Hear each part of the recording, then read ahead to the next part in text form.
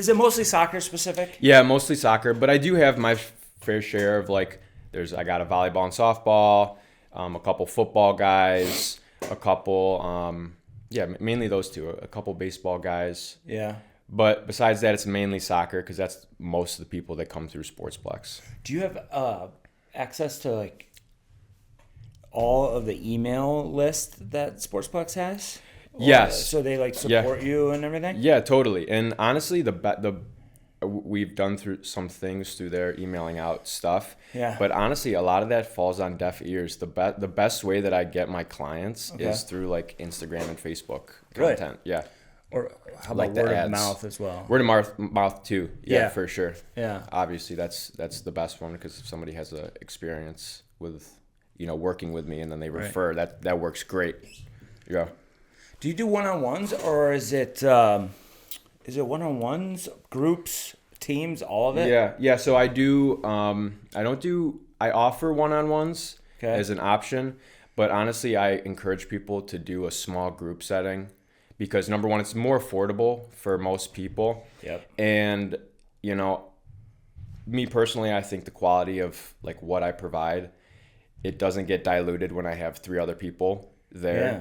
So I feel better offering a small group setting than if one-on-one. Yep. Because you have to charge way more if you're doing a one-on-one setting. Right. But yeah, so we do small group, like 3. The largest I'll do is like 3 at a time, and then I do train teams as well. Mainly soccer. We haven't had any. I got a little group of a football team that's training too. It's some younger kids, but nice.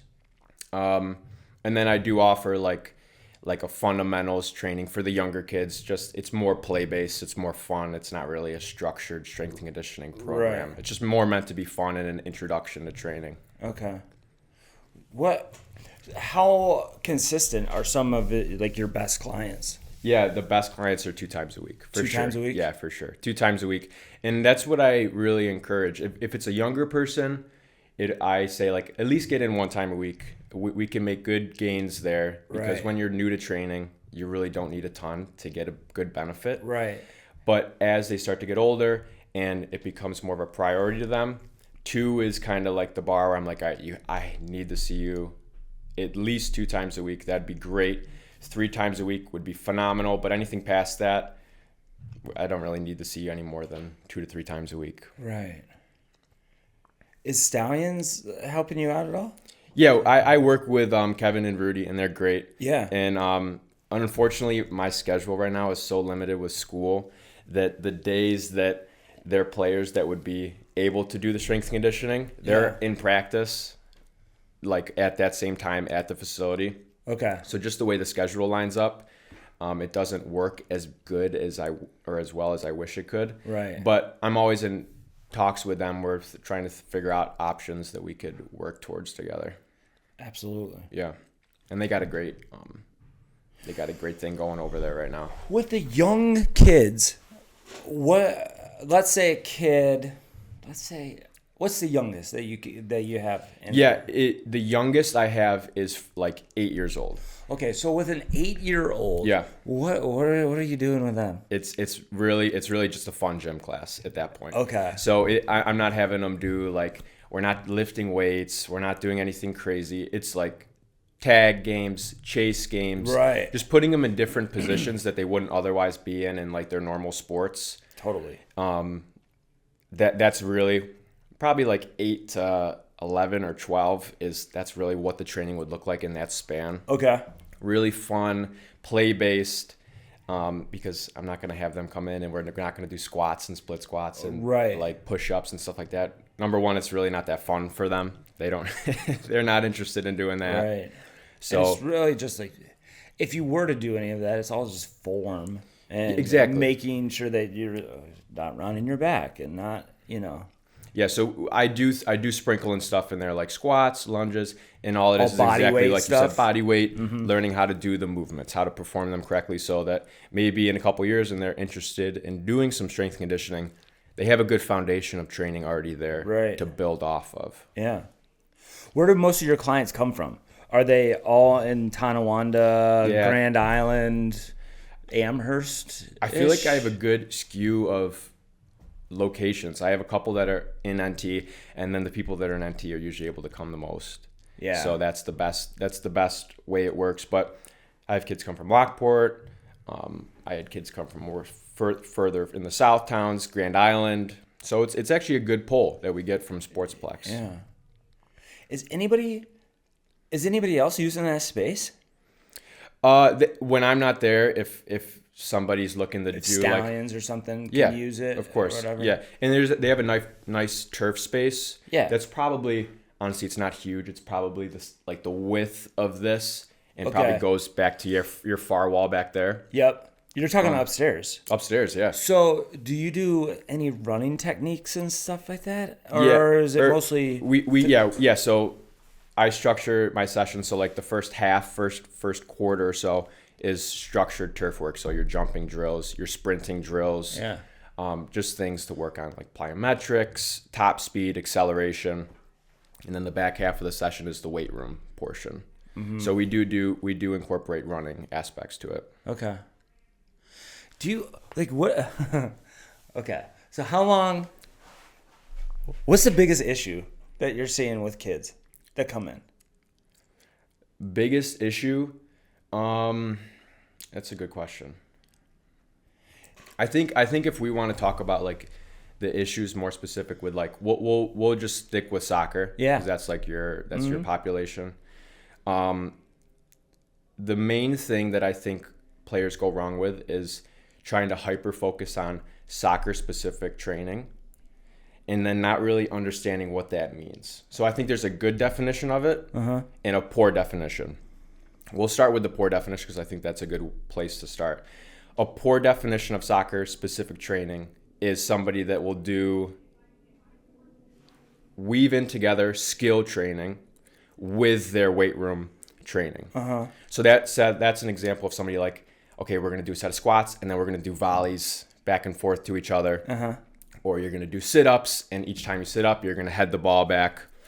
You see these silly things where people are like weaving together the two things that are so important, but then you usually just dilute both of them, and you're really wasting your time for the most part. You know what I mean? Yeah, that's funny that you say that. You're so right. I used to be a coach that I would really focus on the fitness part of it, and like, before every water break, you guys got to do like, it's kind of like a burpee, but it was jump over the ball twice sideways and then 2 push-ups and then keep on doing that, and I would kill kids. Yeah. And then I realized, and I talked to some other, people in this space, and they're like, yeah, the burpees are the worst thing that you can do for like your shoulders and stuff like that. I'm like, yeah, you know what? I'm just going to stop doing that. I don't do it anymore. No more burpees. No more burpees. No, I don't even do push-ups and sit-ups because I don't want to coach push-up technique. Yeah. I'll leave that up to you and the you professionals. Shouldn't be asked to, And so we'll get into this conversation real quick. I think that like trying to infuse a practice with fitness and just either incorporating a ton of running without any skill work involved in it, right, I think it's such a poor use of time for coaches and athletes. I'm curious to know a little bit more what you think about it. And I'm a fitness guy. I love working out. I love training. I think it's so important. But if your goal is to make better players, if your goal is to make, better players, you shouldn't be spending a ton of time without a ball at their feet. Exactly. That's 100% how I feel. Yeah. 100%. Because the kids that come in here, I only get them for an hour during the week. And I can't waste my time making them do push-ups. They could do that on their own. They don't need you to do that. Exactly. But how do you send them home with any homework or anything like that? No, and I'll only send them home for homework if they're chomping at the bit, trying to get more work in. And maybe somebody older. Yeah. And at that point, I'd write them something out to do. If somebody's like, I go to the gym on this day, it just works with my schedule, I'll do a little Google sheet for them where they could input their numbers that they do for an exercise, give them a list to do. But besides that, I want to get the work in that they need to do within that time, and then they're good for the week. Do you, when you package your sessions to sell, do you make them commit to like 8 weeks? Yeah. Well, I make them, I do it as... Or 6 weeks. Yeah. So I do it as just a package of sessions. Okay. That you could redeem whenever you'd like. As long as it works for your schedule and their schedule. Right. So I have a set schedule that I send out every week, and that they're able to fill time slots in. And I do that because I understand that people's schedules are crazy nowadays, especially like committed soccer players. So I don't let them, I don't make them expire. You could use them however you'd like to, but I always encourage, please come in at least 1 or 2 times a week, or else it's really not worth coming if you're not consistent, because those adaptations only build on top of each other. Right. If you could take 2-3 weeks, and then you will start to go down after a while if you're not consistent with it. If you take like a week off or 2 weeks off. And 2-3 weeks, it's not going to be the end of the world if we come back. We're still going to have some familiarity with the movements. We're still going to have some of that strength still present. But, it's important to be consistent. It's the most important thing. Yeah. It's crazy to get across to young players that fitness does matter. Yeah. Fitness matters, and you have to be strong. Yeah. It's a physical sport. Yeah. And any player that gets knocked off the ball, it's like, I'm like, you guys need to work out. You guys need to get more strength. Yeah. Like, it's soccer. I don't need to work out. It's like, all right. If it's a girl, I go, have you ever seen Alex Morgan's arms? Yeah. Right. And they're jacked. And then if it's a boy, I go, have you ever seen Cristiano Ronaldo with his shirt off? And it's like, and they're like, oh yeah. That's and the even classic. like Messi's jacked. Yeah. He's small, but he's jacked too. I remember it was like the Brazil World Cup, and I forget what year it was, and it was like Ronaldo was like the face of it for some reason. Like I always like commercials. 2014. And that was when like I forget what age I was at then. Because I'm not going to do the math off the top of my head right now. It was about 10 years ago. Yeah, so I was 12. Okay. And I was so hyper fixated on like the fitness of everybody. Like that's what caught me. Right. And that's just my personal aspect of, I like fitness, and I had already been working out at the time. But that's interesting that you were talking about the strength of, players, because, you always hear like this is the common thing that soccer is like cross country with a ball. That's what people say all the time. I say that. Oh, you do say that with a ball? Yeah, but just because kids can't run. Yeah. But I say it to the kids that can't run. Yeah, and I think that is fair in that it's a highly conditioning based like sport. Totally. Yep. But there's so many other physical qualities that need to be developed for a soccer player to be successful. One of those being strength. Yeah. And strength is something that is trained very poorly because it's usually not understood the best. And it's a really easy thing to train. It really is. You take a couple movements, maybe you take a squat, you take a hinge, you take a lunge, some type of upper body exercise. If we want to get more practical tips, each workout I like to choose one leg exercise, one upper body exercise, and maybe another upper body exercise or another leg exercise, depending on what the goal is of the athlete. But train total body, 3 sets in exercise, shoot for that 5 to 10 rep range, and then over a long time, you add a rep this workout, you add 5 pounds next workout. It's a really slow progression. It's the most simple thing in the world, right? But it's not easy to do because you just have to stay compliant with it. Yeah. What are your do you have an opinion on CrossFit and stuff like that? Yeah. I think So it's the further you look at the health and fitness space, you start to see the different pockets. So I would consider myself in the athletic development pocket. I would consider CrossFit into more of a gen pop fitness, general fitness. Right. And CrossFit is, you're asking people to do high intensity exercise on highly technical lifts. I don't know how familiar you are with it, but clean and jerks, gymnastic exercises. And usually the people that are coming in to do that are like Gen Pop that haven't worked out, your weekend warrior type population. Exactly. And I think there are some great coaches in CrossFit, because I'm just familiar with the space a little bit, that have tons of regressions of an exercise. So I'm not going to have somebody go do a ring muscle up. Right. There's a way that we could scale this down to the person off the street that's trying to get into working out. Right. And I think it's super fun for some people. Yeah. Like the community aspect. That's what everybody says, is the community aspect. I have never done CrossFit before, so I can't speak a ton on it, but that's just kind of my outside perspective of it. Yeah. As it might be good for some people if there are stepping stones put in place for people. Yeah. What do you do personally for your fitness? Yeah. That's a great question. So thanks for asking. I probably work out 3-4 times a week, depending on what the schedule allows. Yeah. And I like to lift weights. That's my personal thing. I like to do barbell-based lifts, so squats, deadlifts, bench press, clean and jerk, those kind of exercises. Those are just fun for me to do, and I enjoy doing them. I'll throw in at the end of a workout some more like higher rep bodybuilding type-esque exercises, training. I like to throw in some cardio in there too on like my off days. What kind of cardio? Just steady state bike. Okay. Run. The most fun is always going to be, we could talk about conditioning in a little bit. I'm sure that would get a lot of benefit for a lot of players. Yeah. But yeah, the most fun is like basketball. I'll play basketball with my friends. That's the best conditioning there is. Yeah. It's way more fun. But besides that, it's really not too exciting. Yeah. What I do for training.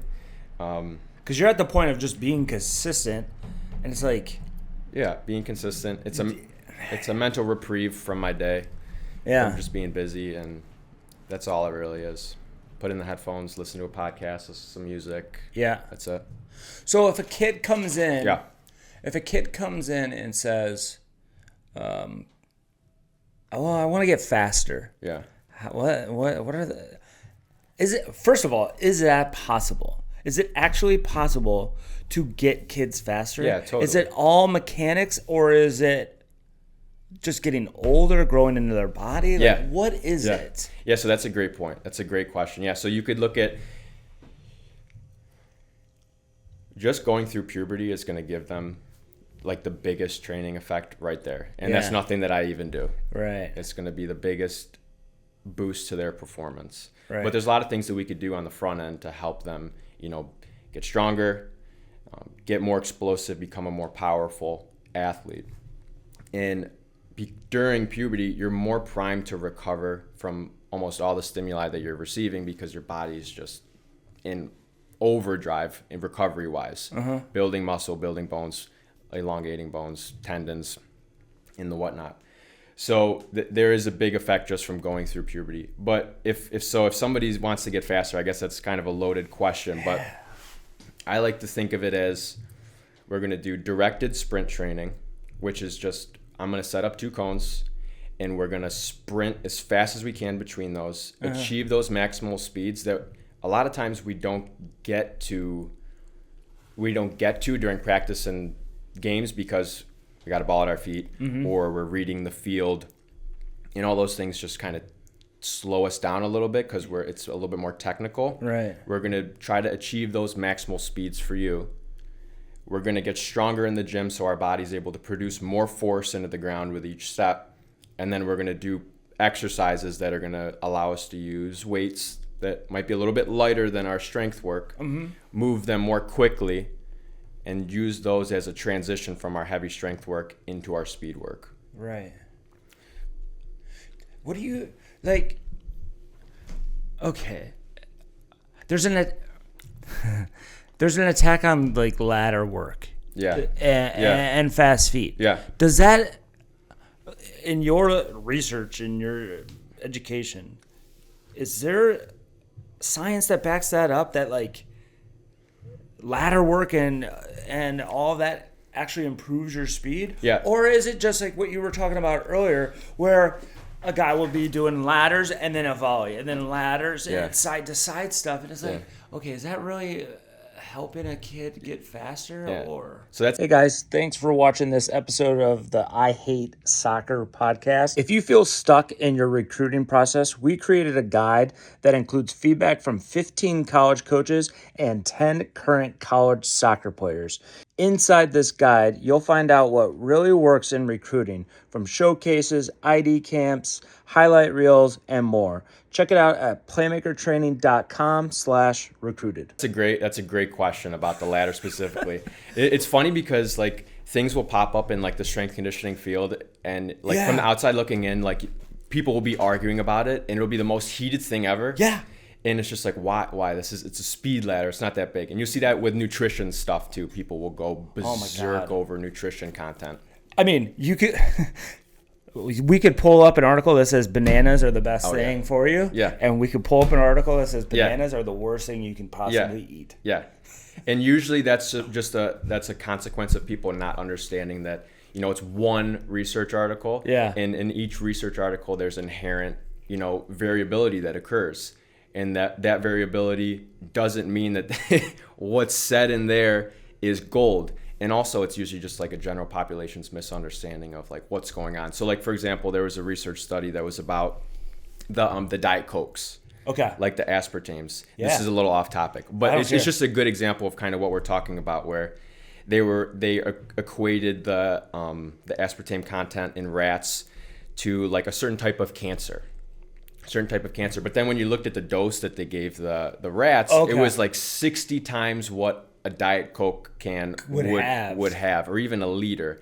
I forget the variables of it. But there was a big push that came out of that, like a ton of articles talking about, the artificial sweeteners.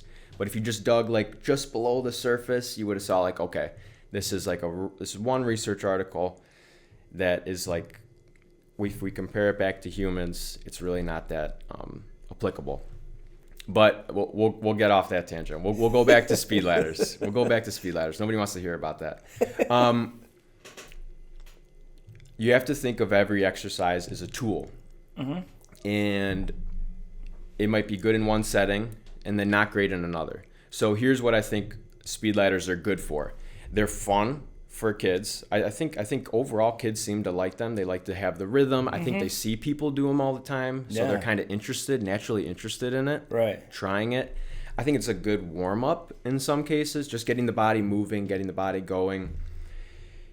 If we're going to do them to get more agile, more fast, I think there's a lot better options than trying to tap our feet in a sequential pattern. Right. And there's really not a ton of high forces being produced. Like if you look at the force produced during a sprint, and the forces that are like tendons, joints, and ligaments are being subjected to during a sprint compared to a ladder, it would be night and day difference, just completely different. Right. So to say that we're able to get faster from a ladder would probably not be fair to look at. I know in the NFL they like to use them a lot for the footwork, especially for skills players. Speed off the line. I can't make any comments about that because that's their sport.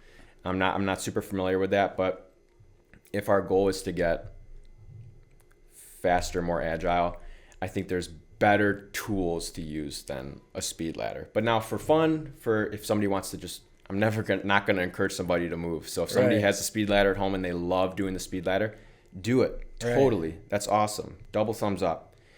But if your goal is to maximize your time, I wouldn't personally. So I've had lately, I'm doing this podcast and I'm trying to do it an episode every week. And I had a guy, Matt Waddington, in last week. He's coaches at Flash, ECNL coach. And then I had Ella Rundy, who's at Nebraska, big-time program, big-time player. And we were talking about the Big Ten difference. And what Ella said and what Matt said was kind of the same thing, is that they want freak athletes. And it kind of, for me, it kind of sucks because I've really focused on the technical aspect of the game, right? Mm-hmm. And I can make incredible technique, first touch, can do everything with a ball, right foot and left foot. Mm-hmm. But if they struggle athletically, they're up against it. They could be the best soccer player, but then they're not the greatest athlete. Or somebody looks at a 10-year-old and be like, well, she's not athletic enough. And it's like, okay, they're going to grow. Right. Puberty's going to hit. Can you get more athletic? I don't, can you, when you were talking about sports specific, I think the problem with a lot of these soccer players is that they only play soccer. And their body isn't forced into different scenarios or different situations. Yeah. So, is it possible? Is it possible to become a better athlete? Yeah, 100%. Yeah. Totally. Obviously, you have a genetic kind of range that you're going to fall into. It's just natural. That's just how it's going to work. You're going to have your higher end athletes, you're going to have your lower end athletes, but within yourself specifically, you have this range that you're going to fall into. Training is meant to just bring you as close to that genetic limit as possible. Right. And it's totally possible. I could bring you into the gym and we could get you stronger. Right. And that's going to improve your athleticism. Totally. Yeah. And we can get you stronger. I mean, there's proven principles to be able to do that. Right. Regarding speed in jumping, people sometimes get a little bit more skeptical that you could improve that, but you totally can. All the qualities that require you to sprint fast, being strong, being explosive, having strong tissue elasticity, all those underlying physical qualities can all be trained to be put into being able to sprint faster. Right. So I understand what you're saying, that becoming more athletic, so, like, you just have your freak athletes that just crush everything. And it's crazy. And they exist everywhere. It's easy for them. Totally. And that's a product of genetics, for one, totally. But I also think it's a product of, the environment that they're put in when they're developing athletically. So, for example, like a good example of this, after Cooper DeJean had that great game in the NFL, Cooper DeJean, right? That's his name. Mm-hmm. All his high school videos came out of him doing track, of him doing basketball, of him doing football. You could say that he was athletic because he played so many sports, which I think you'd have a good, fair point. I think that playing more sports is better than playing one sport for a long time, which we could talk about some early sport specialization too, which is rampant in soccer. That's a big topic right now as well. We could talk about that. But so you could say that he was athletic because he did that, or you could say he is just a freak athlete. He was good at everything. And he was just able to slot himself into all those different sports at the highest level. You could look at it in both ways, and I think you probably should look at it in both ways, because you could take something from both situations. Right. And I mean, one of the arguments that I cannot stand is, well, we suck at soccer because all of our best athletes don't play soccer. They play other sports. It's that's such a cop-out, because are you saying that Christian Pulisic is a bad athlete? Are you saying that, what's the excuse on the girls' side? Because all of our best female athletes are playing soccer for the most part. Yeah. So I hate that argument. But specialization, that is huge, man. Yeah. That everybody is talking about that. Are you familiar with Fred Duncan at all? Yeah, Fred, he's great, and he's out of Buffalo too. Yeah. Fred talks about this all the time, and I hope to get him in here eventually. But because we share a lot of the same players. But is it covered at school? Through your, so you're PT. And did you do kinesiology or anything like that? Yeah, biomechanics. Yep. Okay. And do they break down what to do with all ages, or is it just the human body in general? Yeah, that's a great question. So in the case of kinesiology and that specific course, you're mainly just learning about how the joint moves, how tissues just interact under different forces. Right. Yeah. So, but in the case of what to prescribe somebody. PT, physical therapy, you're largely dealing with individuals with some type of, disability, whether it be an injury or something more more intense like a neurologic condition, all those different things. So we kind of deal with the spectrum if we're looking at like physical therapy down here, strength and conditioning up here where we're trying to maximize abilities. Usually here we're trying to maximize abilities but just kind of get them back to their normal, dealing with impairments. What were we talking about specifically? Just about young athletes that are not fully grown. Okay, yeah, sports versus specialization. And because think about this.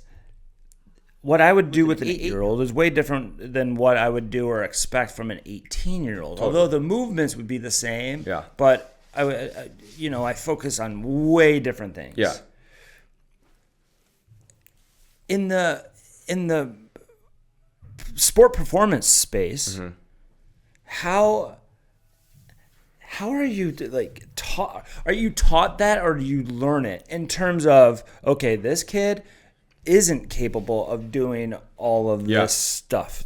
I don't know if I'm saying it right. No, I think I'm picking up what you're saying. So like if we're gonna look at like an individual player and like what their needs are, is that what you're trying to say? Yeah. And just your education and at school, are they walking you through that, or is it just you got to learn on the job? Yeah, so that's a good question about like, you get your book education at school and then your real life application of what you're going to be working with. And that's what you're doing people. at Plex. Yeah, right. Is the real world content. We do a lot at school about learning how to identify an impairment, what somebody needs to work on. Right. That's going to help them with the specific task that they're trying to do. Right. There's also impairments regarding like if you have an injury, these are the things that we need to improve so that we could get them back to whatever sport or activity that they're trying to do. When I have a player come in, I will basically just go through a bunch of different exercises. I'll kind of see, okay, they're really strong, but on the turf, they're really lacking over here. We're going to put a greater emphasis on the turf work, or vice versa. They jump out of their shoes, they're sprinting fast, but their strength is lackluster. We'll put a little bit more focus on strength or anything in between there. Right. So, that's kind of how I look at it. So you said prescribe earlier, prescription, like the prescription model, right? Yeah. So last year I did it's kind of a business mentorship, and it's really focused on gyms and sports performance complexes, but I did it anyway just to learn more about business, right? Because I mean, in your email you talk about like business. I mean, it's what we want to do, and then business. Like, I'm a soccer guy that owns a business. I'm not a businessman that runs a soccer team. Right. You know what I mean? So I had to learn it. And one of the things that they talk about is you have to have a prescription model. You talk to somebody that comes in, you maybe do your assessment, and you figure out, you really want to work on getting faster, but what you really need is to get stronger. And then, like those things are correlated. But is that kind of what you're doing with these young athletes? It's like first session. So when I have a one-on-one session in here for the very, very first time, I do the exact same session with every single player because it gives me a barometer of, okay, this is what you really need to work on. Yeah, that's awesome. Yeah, I do the same thing. Okay. It's really like we'll go through warm up. I'll see how they move from the moment they start to warm up. I'm kind of watching how they're moving, how they're coordinated, how well they're moving, and then we'll do, really basic. We'll do some hurdles. See how they do doing that. We'll do some sprint stuff, some change of direction drills. We'll see how they do doing that. Right. And then some really easy strength work that I don't have to coach a ton on, just to kind of, so I don't have to just flood them with cues and information, just again to just see how they move on their own, see how their strength looks. And then from that, I can make recommendations. Now, usually when I get an athlete come in, they need to work on everything because everything is new to them in that regard. A lot, everything in the gym is brand new to them. Yeah. So a lot of it is also just teaching them how to do it. Like the first maybe month or 2 months, we're still learning how to do specific lifts. Now I could coach a squat in a session and it could look really good, and then next time they come in, it could we're go backwards. It looks better, but it's not as good as where I want it. So right, you know, it's a ton of education that I didn't realize at the start. I didn't realize that most of it I'm just trying to explain things, why we're doing something to people or why we're doing something. Yeah. And then trying to teach somebody how to do it. I would have never thought that would have been 90% of my job was education. But that's what it's become. Yeah. And you know, I think I'm definitely a better coach for it. But yeah, so we'll look at, you know, what they need. Yeah. What they need to work on. And we'll go from there. We'll build a program around it. And I try to explain I try to be as clear and honest about what they need, what they don't need, so that I'm just transparent about, you know, how they could best spend their time. Does a parent ever come in and say, I want him or her to work on this? Yeah. And then you work with the kid and you're like, they don't need to work on that. They need this. Yeah. Honestly, has that happened yet? Honestly, like I feel like I've just been in it not very long. In like compared to you, yeah, that I haven't come across that many people, or if I do, I'll just be like, okay, yeah, and then we'll just kind of do our session there. And I always encourage parents, you want to come in, you're more than welcome to sit and watch 100% all the time. I'll put a chair out for you. Mm-hmm. But most of the time, parents they kind of just walk off and let me do the session. Did you ever coming up? Or Dom, did you guys ever have like a personal fitness trainer? No, YouTube. Growing up? No, YouTube. YouTube University? For better and for worse, YouTube University. Absolutely. Oh, and believe me, I did everything wrong possible. And you just look back and you just like put your hands in your... Like what? What do you mean? Like just terrible training. So I don't regret any of it because it showed me like it gave me a good field of like all the bad stuff and all the good stuff, good field of view. But like my soccer definitely suffered for some of the decisions that I made, mainly being that I put so much emphasis on fitness that like my technical skills were definitely lackluster. You know, like I hated getting the ball out of the back because I didn't feel comfortable with my feet, but then I would justify spending my time. I just need to get stronger. I could just shield somebody off the ball and then I'll be fine. Because I defined my soccer as, you know, one that's like strength and speed. Yeah. That was the important aspect for me. And that's what I saw on the internet was you just got to get a little bit faster and stronger. All right. And all your answers will be figured out. And I think, you know, there's if I could run by somebody and catch up with somebody as a defender, huge. And I could body somebody off the ball, huge benefit. Right. But my soccer career suffered because I didn't put enough emphasis on those other things. Right. But then it's interesting that you say that the Big Ten coaches are like, we just want freak athletes, and then we'll help build them into the soccer players that would. Yeah, and I think that's also just a testament of their coaching ability to be able to take that raw speed and talent to be able to kind of put them in a position that works for them, and then kind of mold them into the athlete that they need. Yeah, and they play. I mean, they've played at a pretty good youth level, so they have some skill, but they prefer.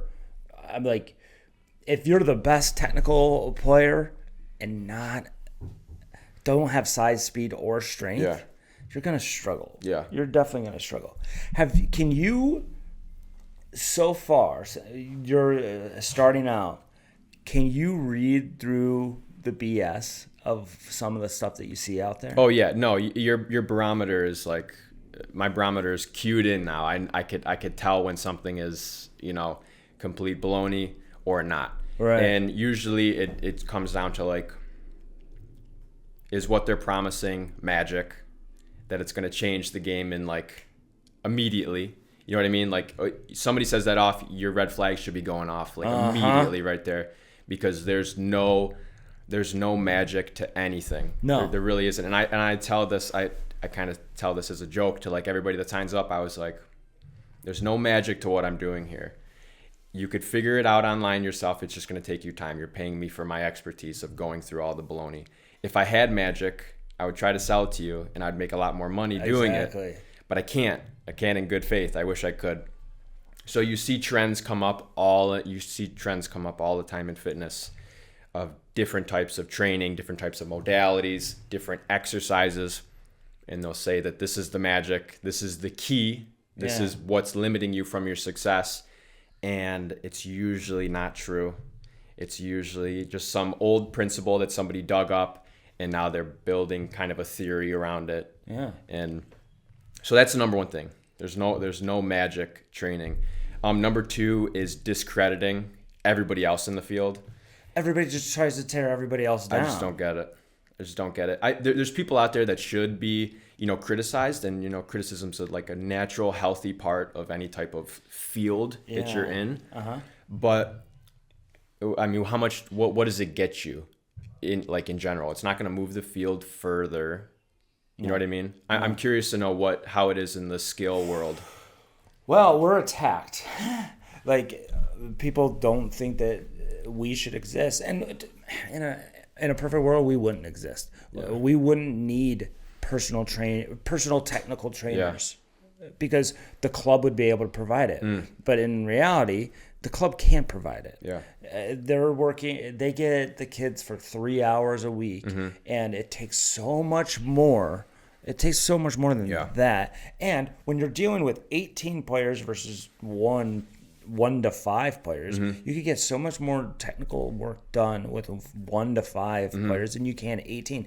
Think about shooting alone. So many, I ask players all the time, like, okay, how often do you guys work on shooting? And they're like, never. Yeah.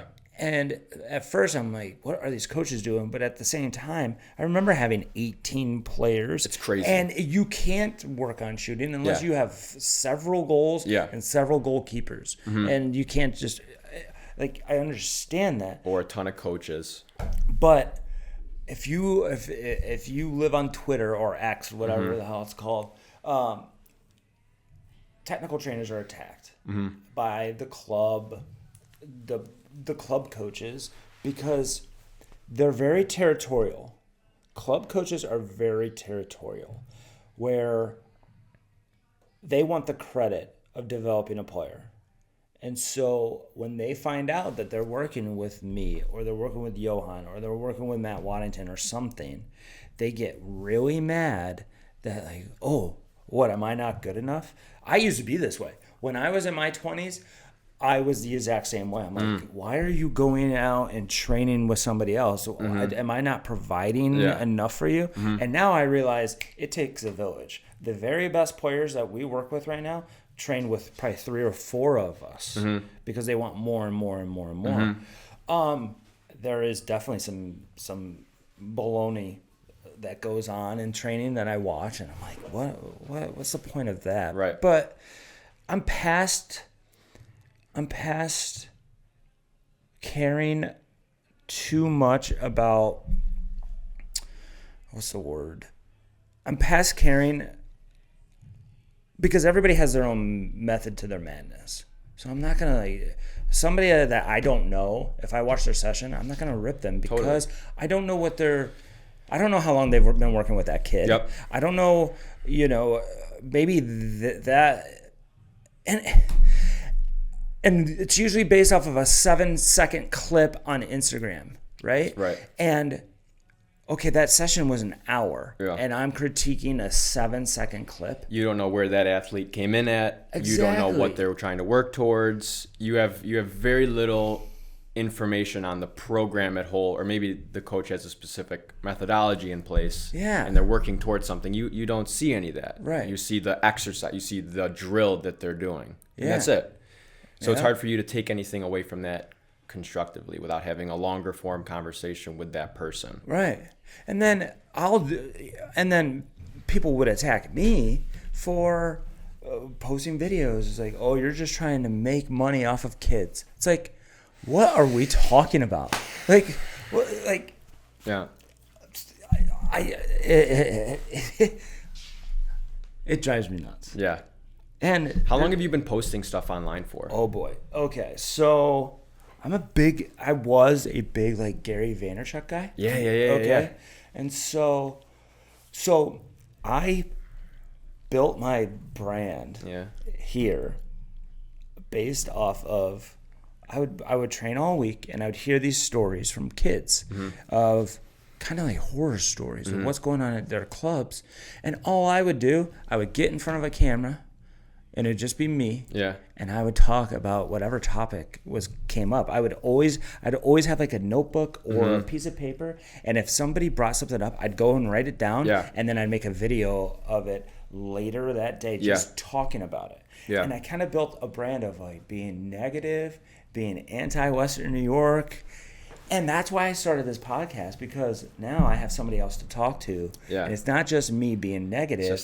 It's just a conversation between two people. Yeah. And now it's so much better because I don't feel like I'm just attacking. You're not just ranting out into the internet anymore. Exactly. Right?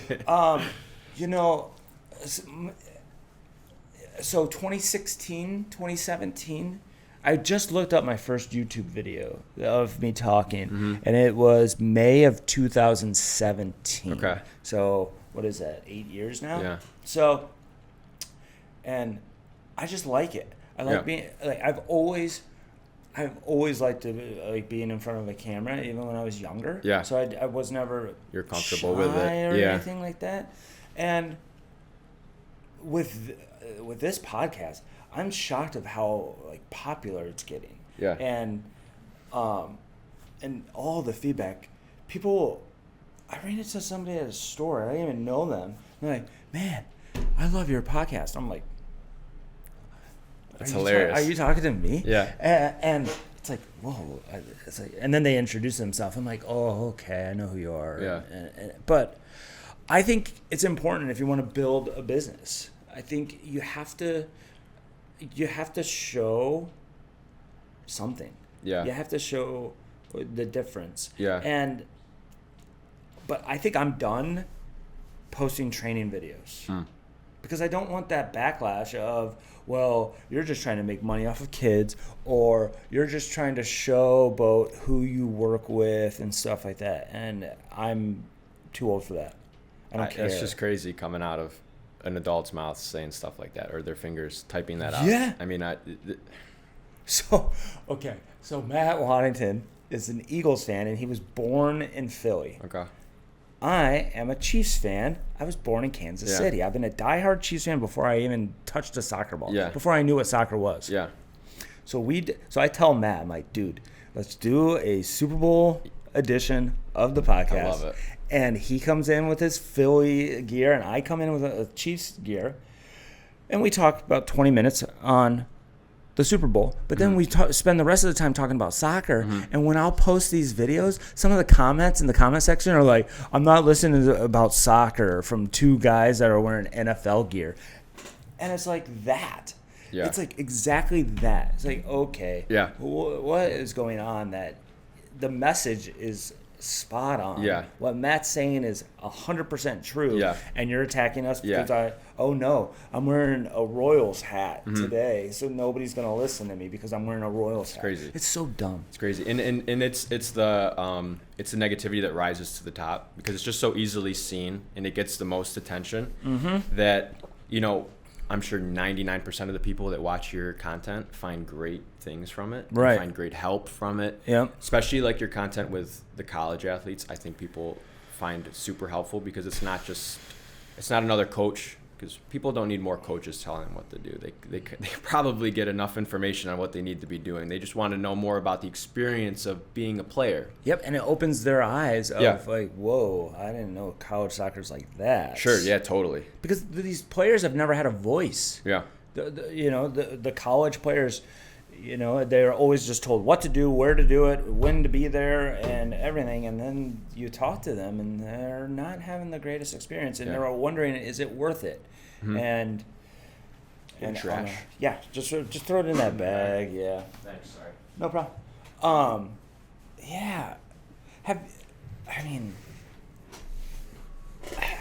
So I don't put a lot of content out there, honestly, primarily because I'm just really busy right now, which is a little bit of a cop out. But I don't have a ton of time on my hands to be making formal content. I'll post I'll post ads when like we're in a low season with lower clients. I'll post an ad to just get a couple more clients here and there.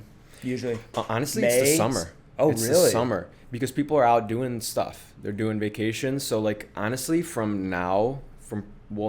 This is your busy season, pretty much. From about November to April, March, right? yeah. April, March. I'm booked solid. Yeah, which is great. But then over the summer, I got I got nothing going on besides like whatever I'm doing for school at the moment. Right.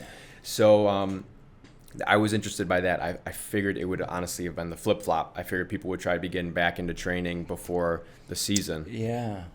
Is that similar for you? Not really. No? My dead seasons are May. Because the club season schedule is insane for all these parents, and they just can't get in here. Yeah. And then September and October. He's busy. September is dead. September and October is dead because of high school season. Yeah. And modified seasons. And I train less. I take a day away. Do you coach any teams, or are you only... Okay. Nope, 100% supplemental. Okay. So when I started this, some people at Western New York Flash thought I was going to be starting a club, and they would actively tell players not to come train with me because they thought I was going to poach them. The litigiousness is... I mean, I can't even understand it. So, like, I've spent my whole life in Buffalo with soccer. Yeah. And it's like the rising of an empire and watching it fall. Like, GPS is a prime example. I can't even remember, like, just growing up. Did you play GPS? No, I never played GPS. I played at Empire for like 2 years, and I kind of bounced around from teams a little bit. Okay. But it was like GPS was like the best, and then something happened where they like fell apart, and it was just like players were shifting teams all the times, and I'm curious to know like your thoughts on this. I'm sorry, I know I interrupted you, so we'll go back to that. But I don't think you did. But players that there's like players aren't on a team for like more than like 2 years, and then they're off to the next team. And then they move. I'm curious to know like what you think about that, or if you're seeing that more with players. Yes. Is that a good thing? Is that a bad thing? Indifferent to it? A little bit indifferent. And I've changed my opinion on it. Because all coaches would be like, well, there's no loyalty. There's no loyalty. Oh, they left me to go to... Their kids. Go to ECNL RL or something like that, or an ECNL club, or they left to go to R&Y.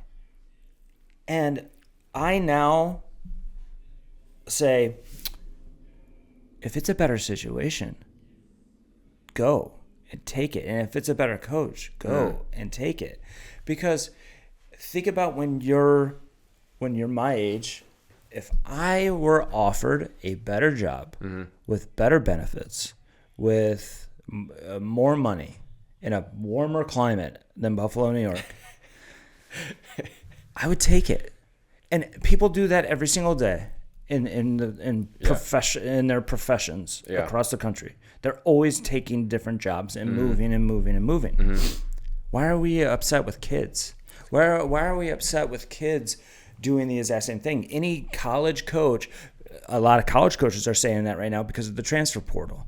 And everybody's trying to transfer. And no loyalty. It's like, stop it. If UNC called you and wanted you to be the head coach of UNC women's soccer, you'd be gone before the end of the phone call. Your bags would be packed, right? Exactly. So I think it's a little bit hypocritical. The thing that I don't like around here is that there isn't enough quality clubs. There's literally two options. You can go to Stallions or you go to Flash. Or I mean R&Y, but and I mean like Rocco was there, and a lot of those R&Y guys are not that happy. So I wish when GPS folded, I wish those coaches, because they had a great thing going. They were so strong on the boys' side. They had almost nothing on the girls' side, not really. Okay. And then the Flash dominated the girls, but the boys weren't all that great. Then GPS folds, and then instead of doing their own thing, they merged and built this conglomerate of it's almost a monopoly. Yeah. It's seriously almost a monopoly. And it sucks because there's not enough soccer here still. Flash is relying on Canadians to come down, Rochester to come down, Erie to come up. It's the ECNL stuff. It's crazy. Yeah. What do you think about like just club local soccer? Like you go on your local Lockport team, Clarence, or your local Clarence. Amherst. Yeah.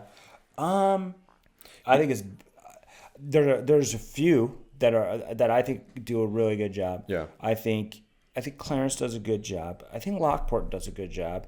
I think Kenmore does a good job. Amherst, it's getting smaller and smaller. I don't know, because of the director change. I don't know what's going on. And they lost their facility. What was it, the Village Glen or whatever it's called? Yep. They lost their facility, and that kind of hurt them. But I think it's still not where it needs to be.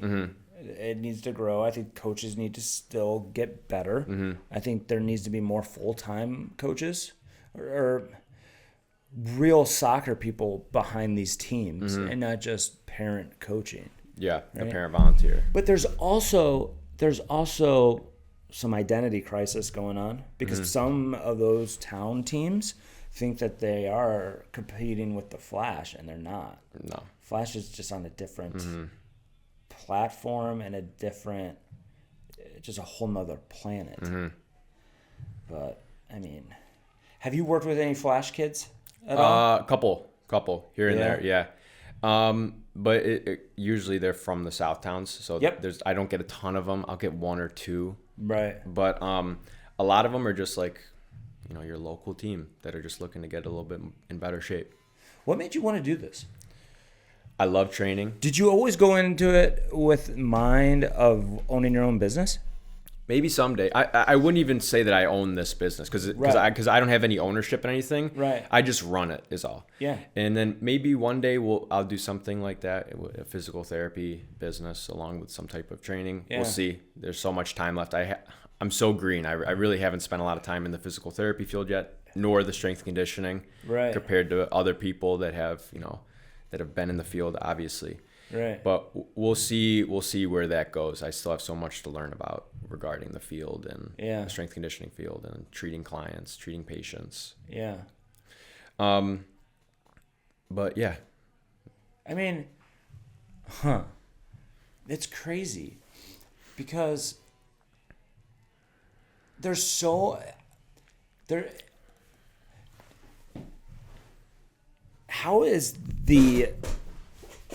I feel like the PT space is gigantic in terms of sports performance here.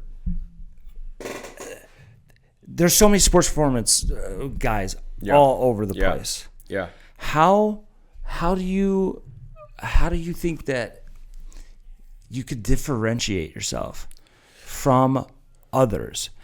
Because I don't know how I differentiate myself from others, other personal trainers, because there's so many. When I started, I was one of the first that did it full time. Yeah. And I was one of the only ones that wasn't affiliated with a club. When you have John Offer and Fred Duncan and STA, and then there's Absolute Performance, which is a CrossFit gym, but they also do that. It's crazy just how many spots there are. Yeah. So to answer your question about like how to differentiate, I don't really think about I honestly really don't think about what they're doing too much. My entire focus is on providing the best service possible that I can, no matter what. Right. And if they're offering a good service too, that's awesome because they could help more people. Right. But for the clients that it works to come to Sportsplex and it's the right price for them, my goal is to help them as much as possible. So for example, I had somebody fill out like a intake form for training, and they're like, we currently train at XYZ location. Do you think you're better than them? And I said, I don't really know anything about what they do. I'm not really familiar with them. I said, and they were like, he's training like 6 times a week, like across soccer and weightlifting stuff. And I'm like, yeah. I'm like, I definitely wouldn't add me on top of that. And I'm like, unless you're unhappy there, like, I'm not going to try to convince you to come over here. Right. And they were like, okay, we're going to stick with them. And I was like, cool, that's fine. You know, like I said in the email, like my business acumen isn't incredible, but all it comes down to is that all I want to do is just keep on working. Just keep working and then get better at my craft. Learning. Yeah, exactly. And just helping the people that I have now. Right. You know, I'm not gonna like sacrifice that trying to get 20 more clients. Right. You know what I mean? It's just for me in the position where I am right now, you know, my time is limited. The amount of like mental thought that I could give into running it is very limited. So I'm just going to give everything that I can right now to the people that have signed up for it. Yeah. And that's it. Do you have like a wait? Like, it sounds like you're super busy. No wait list actually. It's pretty good. How many days are you? I'm there 3 days a week. Okay. Yeah, and those days change depending on my school schedule right now. Okay. But what are the hours? Like, so I'll do 2 hours Tuesday, 2 hours Thursday, and then 3 hours Saturday mornings. And you could come. Sessions are always an hour, so and you could open pick cure are you doing PT personal training? They're capped at 3. They're capped at 3 people. 3. Yeah. Okay. So there does get a point every once in a while where I have to say I can't really accept any more clients right now, and that might happen like once a year where I'm just busy and I'm like, if you signed up, you might get one session like every 2 weeks, just based on what's filled up. Got it. But besides that, I really don't have a wait list because I don't do a ton of marketing. I don't really run ads very often. Right. Unless I'm in need for clients.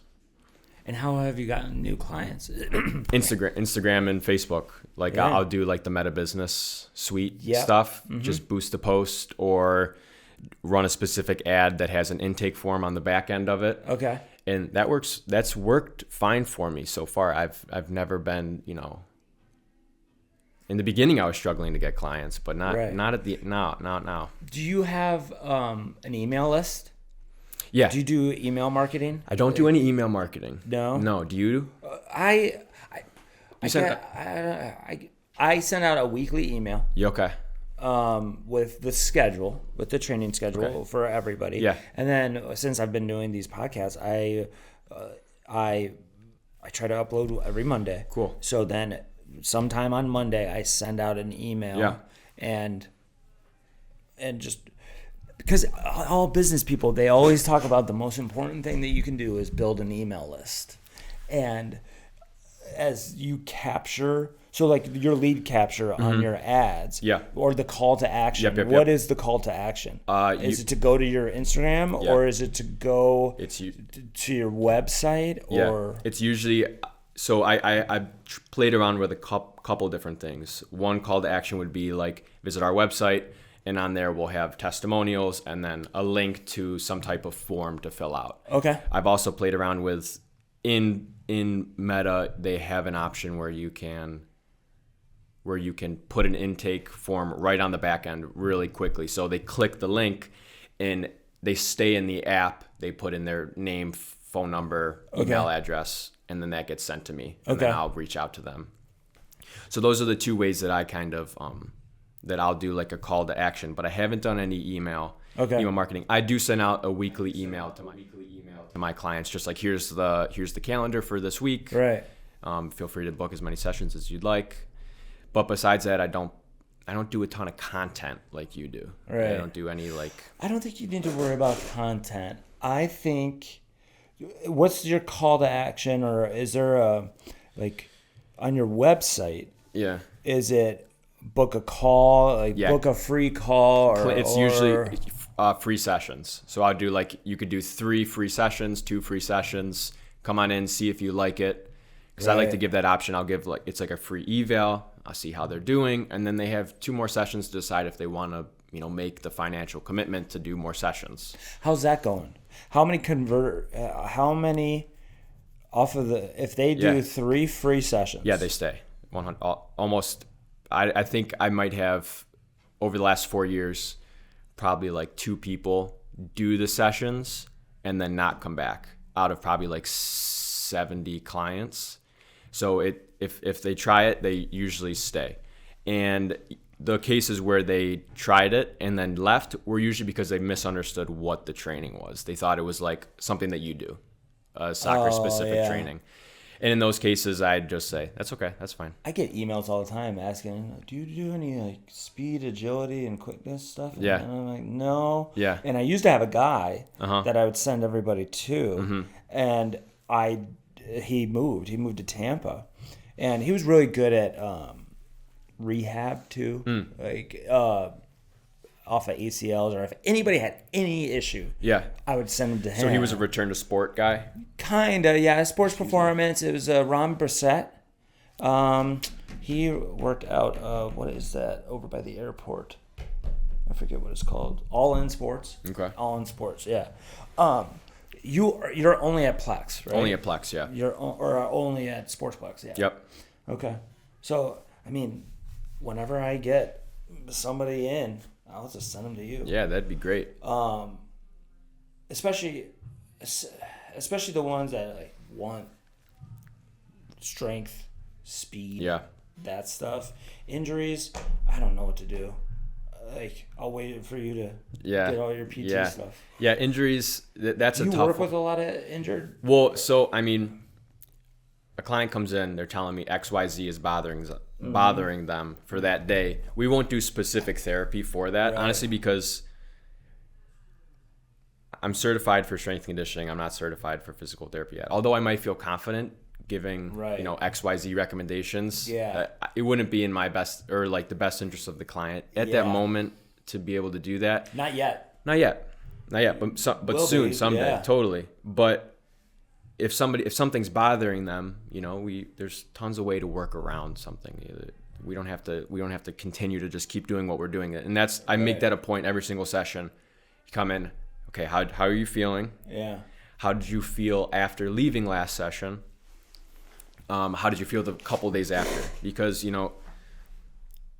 if somebody comes in and they don't feel good that day, or they feel sore, they feel tired, like, I'm not going to push them. Right. I mean, like, the no pain, no gain mentality is just ridiculous. I love that. I saw this video the other day, and it was this baseball training camp, and they had probably this 10-year-old kid doing a wall sit, and the kid was crying, and the coach was like holding him up against the wall, like not hard, not hurting him or anything. One of those old school coaches. Yeah, he wasn't hurting him or anything, but the kid was clearly in significant amount of pain, and I was just like, not a good use of their time. Kid probably is never going to want to come back to that ever again. No, that's traumatic, and he didn't. The stimulus that he got from doing that wall sit ended 30 seconds ago. Everything past that is overkill. And some people were making the claim like, oh, they're building mental toughness, or this, that, the other thing. And like, my response to anything that's like mental toughness, I'm not a sports psychologist, so I won't claim anything on that, but it's like, that one incident didn't build mental toughness. It's the years of showing up to training and being consistent and working hard through adversity. That'll build mental toughness. It wasn't that wall sit of 60 seconds that killed that kid. Exactly. So when a client comes in and we're talking, I'm always trying to gauge about how they're feeling, how last workout went. If they were sore for days, we're going to cut it in half, see how we did, or see how we respond to that, and then go from there. Okay, I have all my athletes track their primary strength lifts. Okay. So that, we looked at last week. We looked at what we prescribed last week.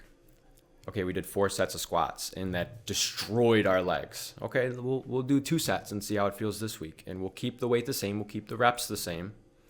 But we're not going to continue to hammer. We're going to take a step back, look at what we did, try to improve it, and then move forward. Right. And you have to do that. You have to. There's no other way. in regards to like rest and recovery and sleep. Yeah. Do you do any like wearable trackers like Whoop or Apple Watches, and like do you want your athletes wearing those? Me personally, I think when you're collecting data, you have to have a reason for collecting data. And when you have Whoops, when you have those the wristbands where it's just telling you, your heart rate, your steps, all that kind of stuff, the GPS stuff. Okay, that's cool information. What are we going to do with it now? Okay, what decisions are we going to make off of it? I think a lot of the times people, or at least some of the time, people don't really have a clear-cut reason why they're collecting it. It's just more interesting and more fun to look at. Yeah. And I'm not going to make a recommendation for my athlete like, okay, let's go get you a $200 band for something that I could really gauge how somebody's feeling just with a couple questions. Yeah. You know what I mean? Like, okay, how you feeling today? If you had to rank your like preparedness on a scale of 0 to 10, where would you say you're at today? Yeah. Oh, you're at a 6 today? Okay, we'll see how we're feeling the first couple sets. If we're not feeling it, you and I will just toss the football back and forth, chat, talk. We'll do some other stuff that we have kind of been avoiding, some like accessory stuff, and it'll be a lighter day today. Yeah. Regarding a watch, if I had a watch on me that told me that my recovery was 0 or like 20%, 30%, like I feel like I would base my day off of that number, that 20 to 30%. Yeah. And so that's my only hesitancy with the data is, okay, you need to know what you're doing with that data. Right. Why are you collecting it? And then what are you going to do from it? So from the GPS stuff that like football players use and the college players use, I think that's great because then they're going to build in load management from that. A player ran X amount of miles during this game. Yeah. Okay, cool. What are we gonna like? They're fried now. Yeah, tomorrow should be a light day. Tomorrow should be a walkthrough kind of practice. We shouldn't be killing them. Yeah. That's awesome. That's great. But for your like general pop, I think we need to make things less complicated. Like way less complicated, way more fun. Yeah. Way more, and then just talk to the athletes, see how they're feeling. So Ella, who plays at Nebraska. Okay. They kind of she wears a Whoop, and so she knows her sleep and stuff like that. But in her recovery, but they at Nebraska, they have this app where they have to fill out this questionnaire. I think it's a few times a week. And how are you feeling? Like, are you tired? How many hours of sleep did you get last night? And then it has like this this body, and they're like, okay, where are you feeling tired or tight or that's hurt awesome or anything? And then they're like, okay, it's my quad and whatever, my shoulders or something like that. And then they tailor, okay, you've reached this threshold for the week, you're not going to train today. Stuff like that. That's awesome. So the load management stuff. And sometimes I don't know if I just kill the kid. Yeah. You know what I mean? Yeah. Because they're not wearing a fitness tracker. I didn't do that specific session. And I know that I've done this session with a kid 1,000 times. Yeah. But this particular kid, I might have just killed them. You fried them. Yeah. And I didn't even realize. Yeah. So for me, I had another club, I'll just say it. RNY was upset with their players training with me because of load management. They thought they were coming here and getting in a full session. So I would make sure that at least one of the players in the session had like an Apple Watch on. Okay.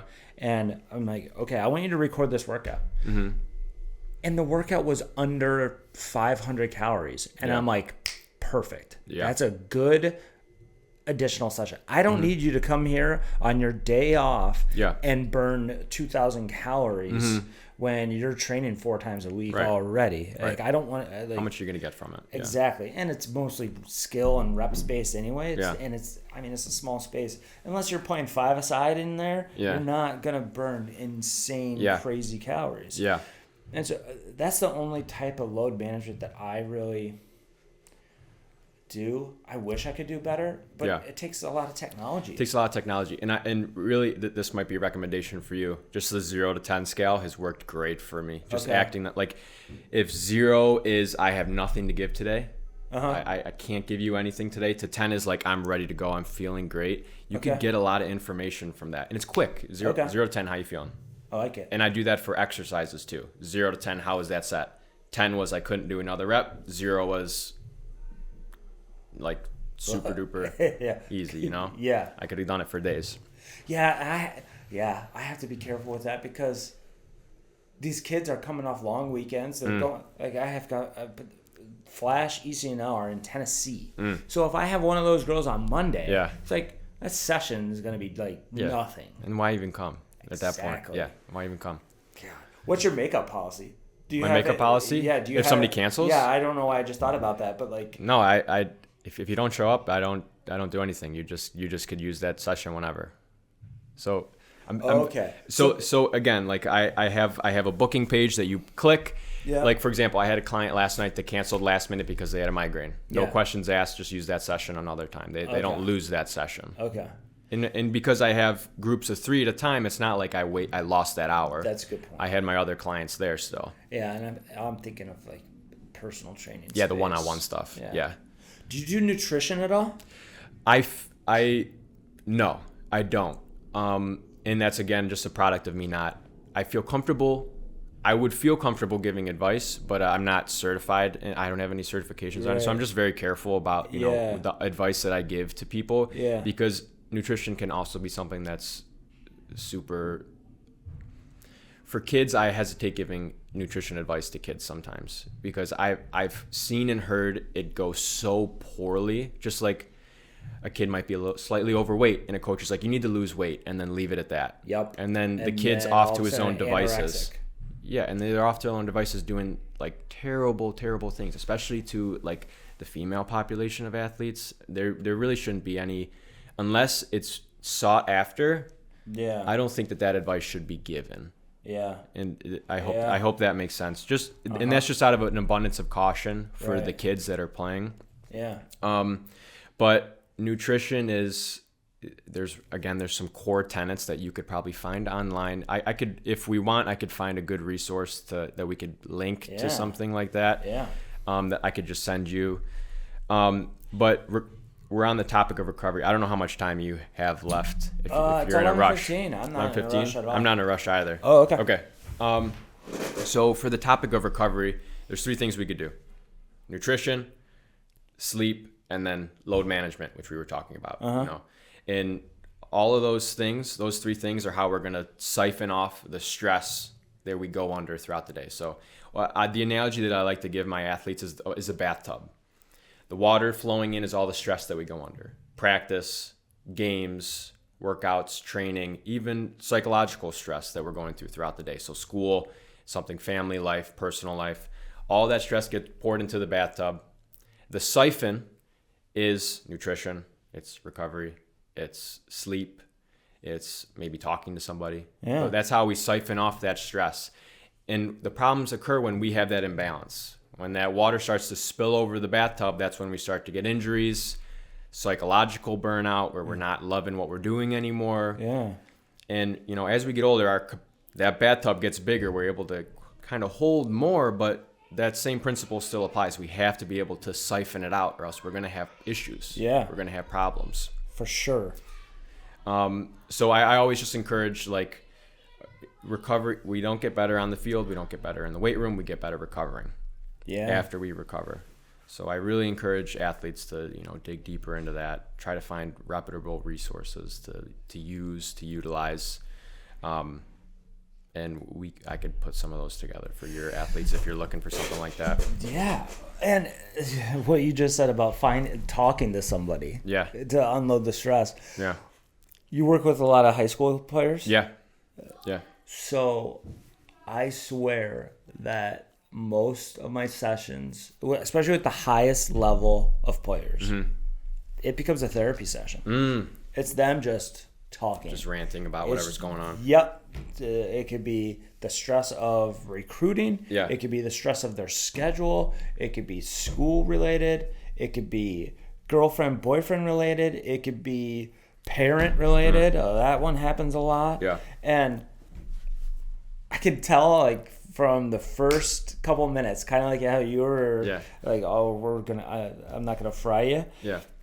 It's like, okay, today is going to be a therapy session for this player. Yeah. You know, have you had any of that yet? So, you know, if it's a day where the other two people canceled and it's just me and that person, it could become that in some ways where I'm just kind of listening to like how school's going, how for my athletes, for the only a handful of athletes that are looking to play in college.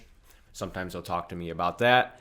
And honestly, it's just me saying, "Oh man, that stinks. That's terrible." Just even if they might be in the wrong in a situation as they're telling me the situation, it's not my place there to give them advice. It's there to listen to what they got to say at that moment. Yeah, you know what I mean. Especially because, I mean, I like being in this space because I think I have a pretty good relationship with most of the players that come in. Yeah, because we're one-on-one and we're talking. And that's how all these college players that I've had come back and talk to me because they feel comfortable with me enough to talk about everything. Right. Because I don't think that happens at their club. It only happens, and I have another, one of my college players, she goes to Discover. Do you know? Haven't heard of that. It's on Roll Road. And they do what you do. And it's the same for her with him as it is with me, and it's like an unloading session. And we're almost like a therapist, and building that relationship because they don't get that at their club or their teams or colleges and stuff like that. And that's I think the relationships I've built with my players is the most rewarding thing out of this. That's great. Yeah, it's not like I mean, I have a Hall of Fame wall where all the college players. I don't care about that because I care just as much about the player that just quit, you know, than the player that is still going and still chasing it and everything, you know. So I think one of the great things about physical training, working out, is that it gives soccer players that might be playing 4 or 5 times a week an opportunity to move the needle of their performance outside of soccer and not be so engulfed in, or whatever sport they're playing, not be so engulfed in, you know, the technicalities of their sport, how they're doing, and really it's just against themselves. It's them against themselves last week. They're not even competing against the person next to them. I always do that when I have a team come in. Wide range of abilities, naturally, wide range of abilities. I always say, this is about you. This is not about the person next to you or to the person, just the person to the next to you. This is about what you did last week, and then you're going to try to beat it. And that's it. And if you don't beat it, that's fine. We're going to try next week. So it's like this hyper-focused training that's completely separate, completely isolated from whatever, you know, stress is going on in their life or in soccer, and they're able to feel like they're getting better without having a ball at their feet, which I think is super rewarding for some kids. Absolutely. Is that they could get better at their sport without participating exactly in their sport. Now, obviously, the best thing to do if you want to get better at your sport, play your sport. But 100%. But, you know, that's super rewarding for somebody, you know? And that was one thing that I found when I was training, was that in, you know, middle school, high school, was that, okay, I'm not doing so great in my sport. Well, at least I beat myself last week, beat my numbers last week because I tracked what I did, and now I could see, okay, I added another rep here. Yeah, I'm not a complete failure athletically this week. Yeah, and that's a lot of what we do in here is we try to measure skill, right? So in terms of, okay, how many reps can you do in terms of dribbling through this sequence? Or we put a goal out there, a small goal that you have to pass this many balls into, and it's you're against the watch. Because so many coaches will say, well, technique isn't measurable. It's like, yes, it is. Yeah, totally. Yeah, it is. Totally. I mean, Anson Dorrance, who is a North Carolina head coach, he would get a radar gun and clock his players' shots, and what he came up with is that he wants their players to be able to hit a combined 120 miles per hour. So 60 on your right and 60 on your left. Okay. Right? And he would say that whoever has the highest mile per hour shot, he usually puts up top and is usually his leading goal scorer. No kidding. Right? But he does other like technical, Yeah. along with the fitness tests, he does technique tests, and it's all part of their, their ranking system and everything. And it's absolutely measurable. Yeah. Fitness testing. Yeah. Have you worked with any like college bound athletes yet? Trying to stress out about I haven't. fitness tests? I haven't yet. But like regards with like fitness testing, like if I would say like, okay, if your goal is to go play at the college, you're going in for your freshman year, you have a certain amount of fitness testing. You need to be aware of it. Obviously, you need to know what you need to do. But I think the best fitness testing for soccer largely is conditioning based. Yep. Conditioning and speed based. I think the best. It's never strength. Never strength. Yeah, I know. Maybe pull ups. Maybe a trap bar deadlift or a pull up maybe, but maybe. Which is another conversation. That's another conversation. But me personally, I think the best way to get in shape for your sport is to play your sport as much as possible, conditioning wise. So if somebody's trying to get more fit for soccer, you should just be playing more soccer. Did you go to Joe's? Yeah. Do you know Max Quitchoff? Yeah. Prime example. We played together. Yeah. Prime example is Max 2 years ago or maybe last year. He's like, I'm not working out this summer. Yeah. I'm just going to play as much as humanly possible. And There you know go. Max is a giant. And he's a physical he's a stud. freak. Yeah, he's a stud.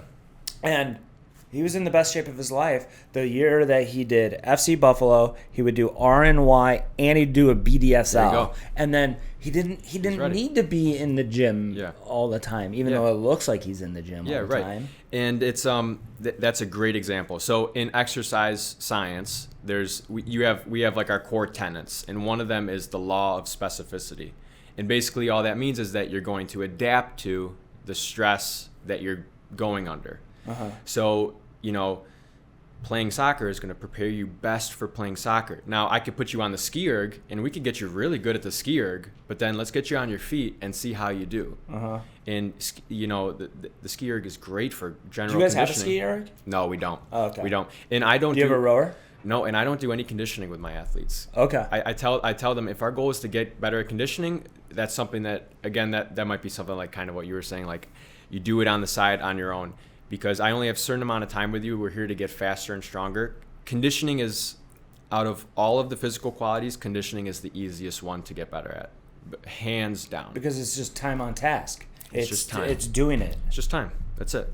And our body adapts to it far quicker than building muscle, getting stronger, because those adaptations are less costly. To become more fit aerobically, it's really, really simple for the body to do compared to getting stronger and faster and more costly or less costly as well. I don't have to get into the details about that, but play your sport. Play your sport. It doesn't have to be again, this training stuff, it's simple things that just get diluted by people yapping online and people wanting to come up with the next best option. But it's really simple. Play your sport. And play as much as you can. And there's targeted things that we could do outside if we want to, totally, that could help move the needle. But play the sport. You probably will give more effort doing that than you would going for a jog, to be completely honest. Yeah. And you'll have more fun doing it. Yeah.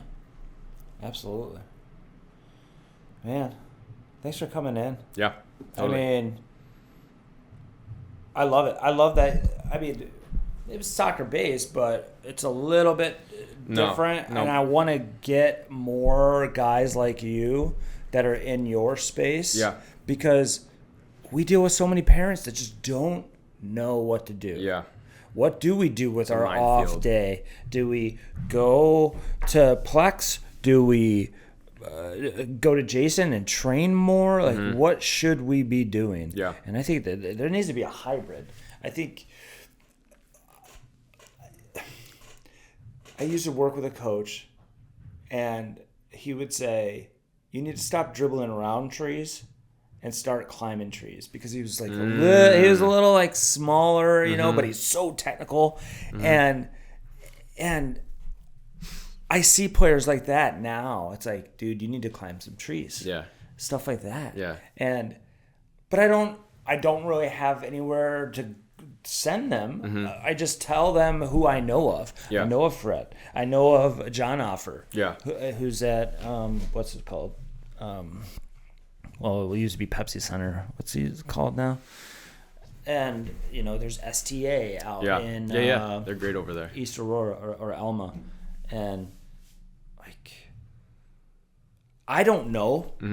You educated me today. Because Again, I don't do fitness anymore because I don't act like I'm. And you shouldn't be expected to. You can't expect a coach to know everything regarding a field. That's just crazy. And that, I mean, and coaches. So I'm going to have another coach on that's been, you know, coaching forever. And I just saw a thing of like, why are coaches out of shape? And the reason they said was, okay, they spent their entire life being coached. And then when you don't have a coach, it's hard. You know what I mean? It's like harder to stay in it. And then like the stresses of the job and stuff like that, obviously. But I thought, that's pretty, because it's basically telling you that you should have a fitness coach and have, you know, what you're doing. Are you doing anything with adults? No, only athletes. I've had a couple people ask me about that, but only athletes right now. Right now? Yeah. Do you have any interest in maybe doing adults? Totally, because I kind of come from the more general health and fitness space that I enjoy. Okay. And I kind of made this my niche, and I hope to continue to make it my niche. But in the future, maybe. Yeah. We'll see. We'll see kind of how it turns out. Yeah. So what's your plan? So right now, you're in fifth year? What fifth year? Yeah, 5th year of 6. 5th year of 6. Yeah. You're at Plex. Yeah. Let's say you graduate in a year, right? Yeah, a year. Okay. What do you want to do? I want to, right out of college, I just want to work. The setting, I'd like probably prefer to be an outpatient, you know, work with your joints, your low back pain, your knee pain, your basic stuff, just to learn more. That's my goal. Like for like the next 10 years, just to learn as much as I can about, you know, working with people. I'll probably continue to train clients out of Plex Training Center. Yep. Yeah. Continuing to learn more about that. And then we'll see where that goes. I don't have a grand goal right now of what I want to achieve. Just more of this is what I like to do. This is what I like to do day to day. Yeah. Is PT kind of like doctors and nurses where you go to different, like the rotations? Do you Yes, go? Yeah, we have clinicals. Clinicals? Yep. Okay, so do you go from like, okay, you're this month or whatever, you're going to be with senior citizens, and then this one you're with adults, this one you're with athletes coming off ACLs, this month, is it like that, or how does that work? So we have 4 clinicals that we're required to do. Last summer I had 2 months at an outpatient orthopedic. Buffalo Rehab Group is kind of a big rehab company here in Buffalo, and I was there for 2 months. And then this upcoming summer, I'm going to be at the VA in an outpatient neuro physical therapy. So working with patients that have a host of different neurodegenerative disorders. And then the following winter and spring, I have 2 internships. Those settings are to be decided. But yeah, they're different settings. My last setting I'm able to choose based on what I enjoy doing. And then that third one has to be a inpatient, so I'll be in a hospital. Okay. Do you have an opinion on? Okay, let's say kid tears their ACL. Yeah. Of where they should go. Yes. I actually tore my ACL, and I went to Excelsior. When? Okay. In my junior year of high school. Okay. Going through that process, is that what made you want to do PT? A little bit, yeah. I mean, I definitely enjoy. Everybody that ever tears their ACL wants to be a PT after that experience. It seems like it's comical. So I'm filling out an application right now for an internship opportunity, And like right off the bat, they're like, why did you want to become a BT? And right off the bat, I'm just like every other person that applied here, I tore my ACL. That's how I started it. Yeah. So it's funny that you bring that up. It is funny. But I went to Excelsior. I had a great experience there. They were great over there. Yeah. Which UBMD, the one on Sheridan. Okay. Yeah. Yeah. Yep. When I was at Flash with the pros, that was our hub for Excelsior with those guys. I forget some of their names, though. I don't know if they're still around. Yeah. But, what did you say? Buffalo? UBMD is a good one. UBMD. Yeah. Yeah. And I guess anybody that's recovering from an injury like that, my biggest suggestion, don't rush. Don't rush. Don't cut it down to 7 months. Take that 9 months. Please, please, please, because you're so much more likely, even if it doesn't happen within that year, you're still at a higher likelihood of re-tearing that ACL again. I get so frustrated when a player tears their ACL, they go through rehab, and doctor clears them, and then these kids think that like, okay, I'm ready. Yeah. It's like, dude, it's more mental. Like, I want players training by themselves multiple days a week for a month before even going into contact, because if they have a setback, let's say you just tore your ACL and you come back, and let's say you struggle and you're like, oh my God, am I ever going to be the same player? Because every single person or every single player thinks that. Yeah. Like, am I ever going to be the same player again? Yeah. And then I want that to happen in training. I don't want that to happen in a game or even in a team practice. Yeah. Because if that happens there, kids' confidence could be shot. Totally. How'd you tear your ACL? Soccer? I'm sorry? How'd you tear your ACL? Well, Soccer? I was playing soccer, but I was celebrating a goal. Just blew it out. So I always did this thing where I was defense. I was always defense. We score, I'll go back. I'll give the goalie a little love, little side bump. Yeah. I come down, just something I've done a million times. It just gave out on the 1,000,001. And it was terrible. I was so embarrassed. Like, I told everybody like this made up story that I was going up for a header and blop and then this, that, the other thing, because I was just so embarrassed. But now I'm like, whatever. It happens and it's not a big deal. But it just goes to show you that specific situation, like it was just literally a freak accident. Yeah. Like literally there's nothing I could have done different besides not do the thing that I've done a million times. So this could be another topic because it could take us forever to talk about, is that like injury prevention is such a myth. There's no such thing as injury prevention. All we can do is try to mitigate the risk, lower the risk of sustaining an injury. And that might be semantics. That might sound like semantics, but anybody that's saying we're going to prevent you from ever tearing your ACL, like that's impossible. It's disingenuous. It's impossible. That can't happen. What we can do is we could make you the most strong, robust athlete possible that you could take on a lot of situations and be confident about. But we can't say that you'll never tear your ACL. We just can't say that, unfortunately. So whenever I talk about injury risk, I say, we could reduce the risk.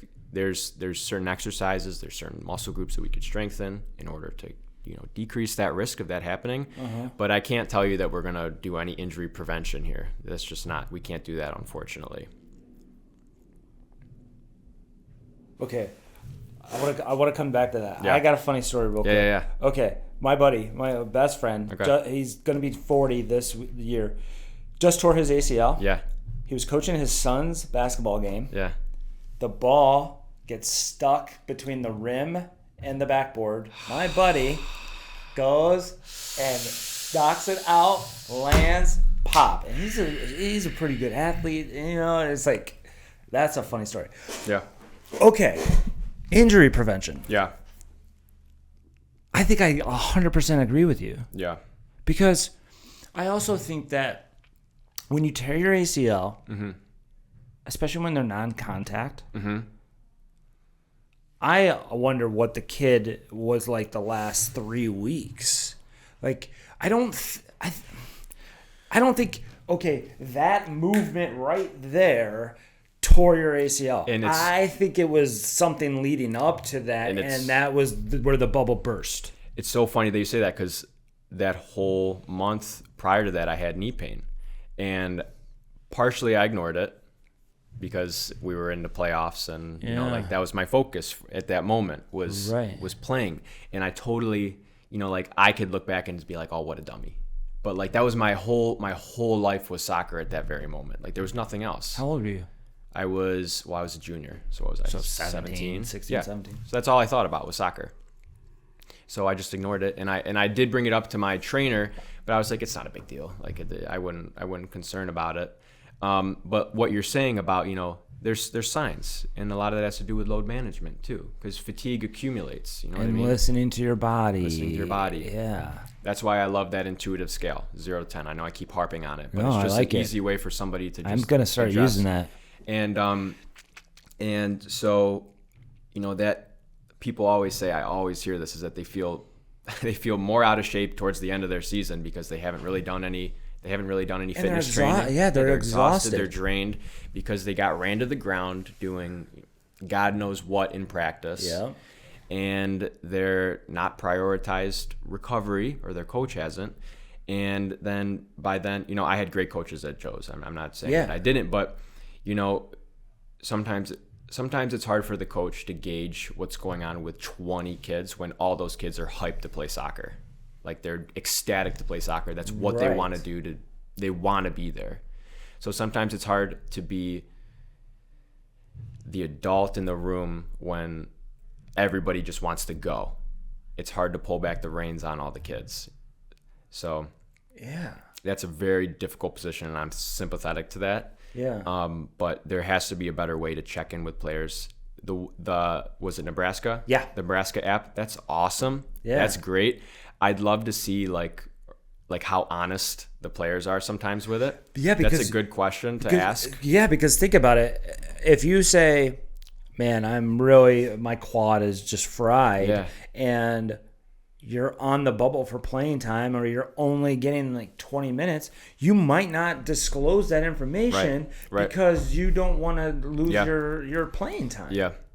Yeah. But that what you said about the load management and listening to your body, and another North Carolina story.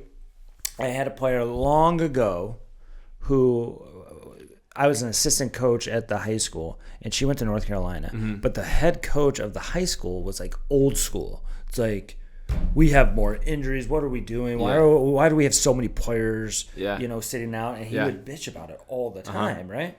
She goes to North Carolina, and it's completely different. If you had one little ailment, you're done. You're not playing. You're not training today. Yeah. Because the game is what's most important to them, right? And it's like, nope. And they listen to the players, and they say, hey, if you have a knock, go get treatment, and you're good. I think if we could like draw a theme of a lot of the topics that we brought about today, is that I hate to like criticize, but coaches in general, and sometimes parents too, are not thinking on the correct timeline for an athlete. They're thinking of the immediate, what's going on right here. Let's make them as good as possible, as fast as possible, strong, skillful as possible right now. Yep. And they're not considering their 10, 12, 15-year career.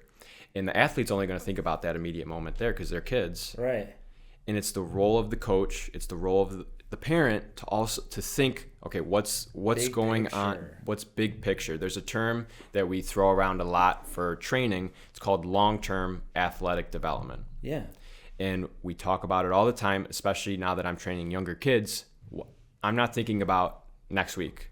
I'm thinking about 10 years down the road. Yep. This kid will have all the things that he needs. He'll be healthy, he'll be strong, and they'll be ready to face whatever they're facing. That's how I kind of view my responsibility is I'm not here for the month. Yeah. I'm here to think about what your next 10 years are going to look like. Right. Absolutely. Yeah. I made a video talking about content. I made a video years ago, and it was stop training for Saturday.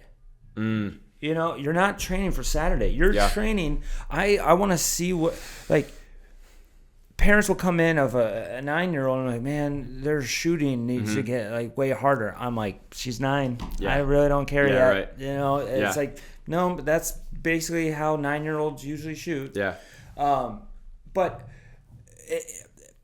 it's like, okay, First grade, it's like climbing a set of stairs. You don't skip stairs. I mean, kids do, and running up the stairs, but you go to first grade to second grade to third grade to fourth grade. You don't go first to fifth. Yeah.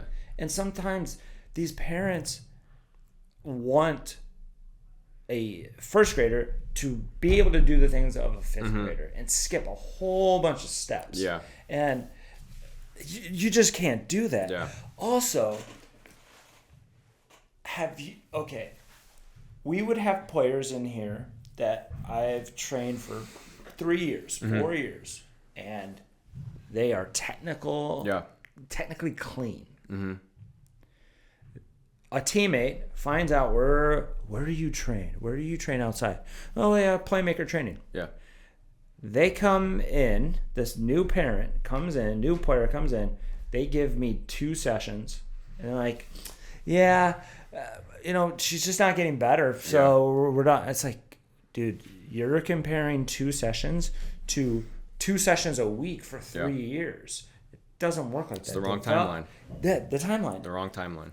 What was it? Long-term athletic development. Yeah. Long-term athletic development. Yeah, the CSCS or the NSCA. That's like the big accrediting body for strength conditioning. Is that who you're through? I'm through the ISSA. Okay. But I wasn't able to do my CSCS until I got my bachelor's degree. So now I'm working towards getting my CSCS now that I have my bachelor's in natural science. Okay. So I got my ISSA.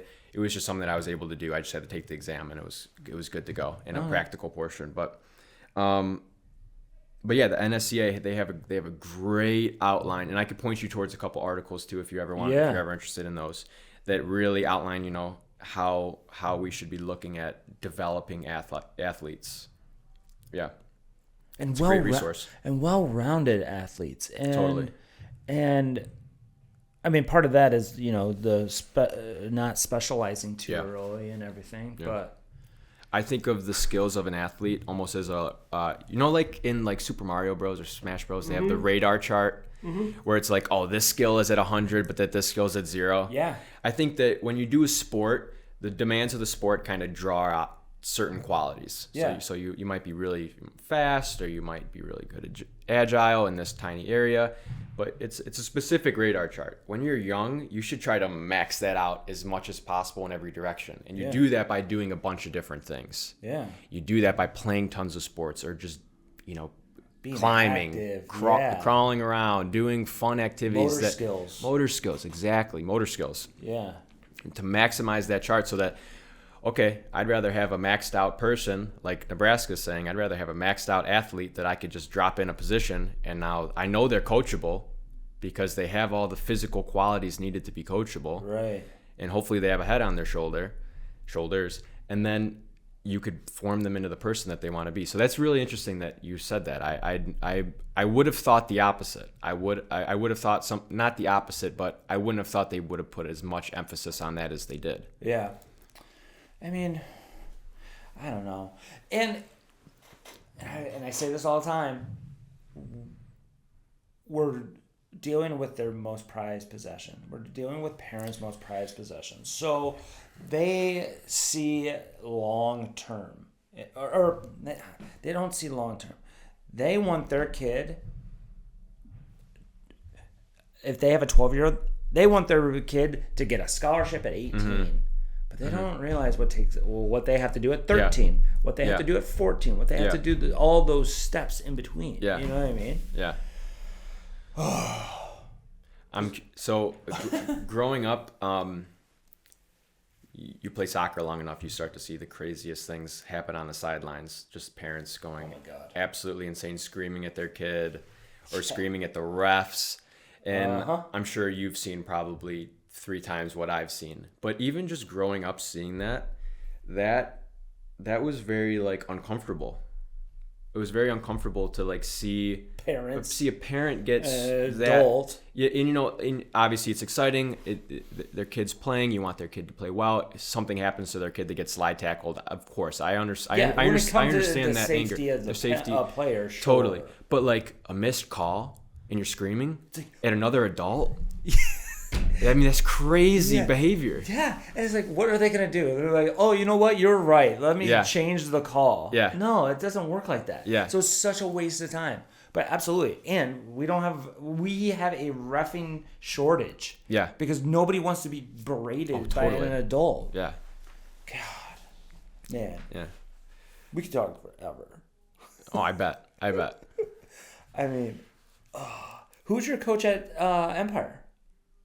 I had Luciano Gallo, and he was fantastic. I loved playing under for him. Is he Flash now? Mm-hmm. Yeah, he was awesome. He was a great guy. He went over when Frank Catronio went over, because Frank Catronio and him are really good friends. Frank is the head girls coach at Narden. Yeah. Narden, yeah. Yeah.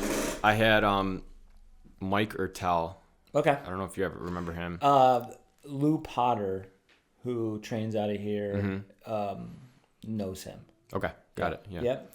And then I played for Niagara Pioneer for a little bit. I had Adam Winkworth. Okay. And he was a great coach. That was so much fun playing for him. But like all of my coach, like truly, like I look back at my training career, all the coaches that I had, they were great people, like just the best people. Mm-hmm. Like they were, they helped me develop in more ways than just soccer, thinking about the game, thinking about, how to deal with stress and during a game and stuff like that. They encouraged me.